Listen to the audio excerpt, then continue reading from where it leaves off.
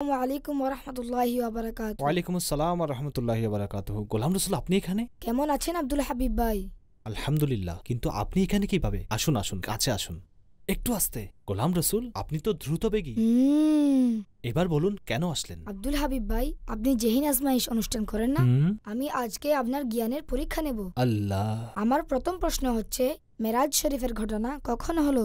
সবে মেরাজের ঘটনা রজব মাসের ২৭ তারিখে সংঘটিত হয়। সুবহানাল্লাহ, আপনার উত্তর তো একেবারেই সঠিক। জাযাকাল্লাহ জাযাকাল্লাহ। আমি এখন যে প্রশ্ন করতে যাচ্ছি হতে পারে তা জটিল। আচ্ছা ঠিক আছে, বলুন। প্রিয় নবী সাল্লাল্লাহু তাআলা আলাইহি ওয়া আলিহি ওয়াসাল্লাম এর মেরাজ করার পূর্বে বিশেষ কোনো ঘটনা ঘটেছিল কি? আসলেই জটিল মনে হচ্ছে। প্রিয় নবী আলাইহিস সালাম যখন এই সফরে রওয়ানা হলেন তো ওনার বক্ষ বিদারণ হয়। বক্ষ বিদারণ এটা কি?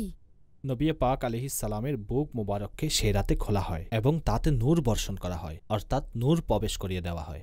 আরেকটি প্রশ্ন আছে, তবে এটিও জটিল।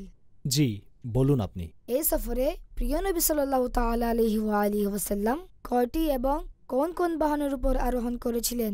এই সফরে আমাদের নবী আলাইহিস সালাম ৫টি বাহনে করে সফর করেছিলেন। তার বিস্তারিত কিছুটা এরকম। মসজিদুল হারাম অর্থাৎ মক্কায়ে মোকাররমা থেকে বাইতুল মোকাদ্দাস পর্যন্ত প্রিয় নবী আলাইহিস সালাম বোরাকে আরোহণ করে গিয়েছিলেন। তারপর বাইতুল মোকাদ্দাস হতে প্রথম আসমান পর্যন্ত নবী পাক আলাইহিস সালাম নূরের সিঁড়ির মাধ্যমে গিয়েছিলেন। প্রথম আসমান থেকে সপ্তম আসমান পর্যন্ত ফেরেশতাদের পাখার উপরে আরোহণ করেছিলেন। সপ্তম আসমান থেকে সিদরাতুল মুনতাহা পর্যন্ত নবী পাক জিবরাইলে আমিনের পাখার উপর আরোহণ করেছিলেন। আর সিদরাতুল মুনতাহা থেকে কাবা কাউসাইন পর্যন্ত রফরফ এর উপর আরোহণ করেছিলেন।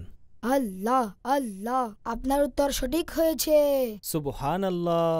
আব্দুল হাবিব ভাই, আর একটি প্রশ্ন ছিল যে, জি বলুন। এই সফরে প্রিয় নবী সাল্লাল্লাহু আলাইহি ওয়াসাল্লাম একটি বিশেষ মর্যাদাময় নামাজের ইমামতি করেছিলেন, এর বিস্তারিত বলুন না। বাইতুল মোকাদ্দাসে নবী পাক যখন তশরিফ নিয়ে গিয়েছিলেন সেখানে সকল নবী কাতারবন্দী হয়ে দাঁড়ানো ছিলেন। আর আমাদের প্রিয় নবী সাল্লাল্লাহু আলাইহি ওয়াসাল্লাম সেখানে তশরিফ নিয়ে গেলেন এবং সেখানে নামাজের ইমামতি করলেন। আপনার তো দেখছি অনেক কিছু মনে আছে, তো আলা হযরতের এই ঘটনার প্রেক্ষিতে একটি শের শুনিয়ে দিন তো। মনে হচ্ছে আপনি তো সেগমেন্ট ইশকে বোল শুরু করে দিয়েছেন। চলুন আপনাকে আলা হযরতের শের শোনাই। নামাজে আকসা মে তা এহি সির আইয়াহু মানায়ে আউয়াল আখির হে দস্ত বস্তা পিছে হাজির জো সালতানাত আগে কর গয়ে তে। আব্দুল হাবিব ভাই, উত্তর তো আপনার সবই ঠিক আছে, কিন্তু উপহার আমি নয়, আপনিই দিবেন আমাকে। আপনি তো অদ্ভুত কথা বলছেন গোলাম রসুল ভাই। প্রশ্নের সঠিক উত্তর দেব আমি আর উপহার নেবেন আপনি। জি জনাব। কিন্তু কথা হচ্ছে আমি আপনাকে যেই কিতাব দিতে চাচ্ছি ফাইজানে মিরাজ, কিন্তু ওই কিতাব মাকতাবাতুল মদিনাতে। এটা তো কোনো ব্যাপারই না, আমি এখন যাচ্ছি আর এখনই আসছি। আরে আরে এত দ্রুত চলে আসলেন? এই দেখুন, ফয়জানে মিরাজ নামক বই এখানেই আছে। সুবহানাল্লাহ, আমাকে একটু দেখান। খুব সুন্দর বই। মাদানী মুন্না, মাদানী মুন্নি, মাদানী চ্যানেলের দর্শক শ্রোতা, মেরাজের মাস এসে গেছে।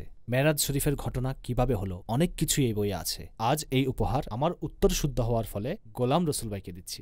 জি গোলাম রসুল ভাই, এটি আপনার জন্য উপহার।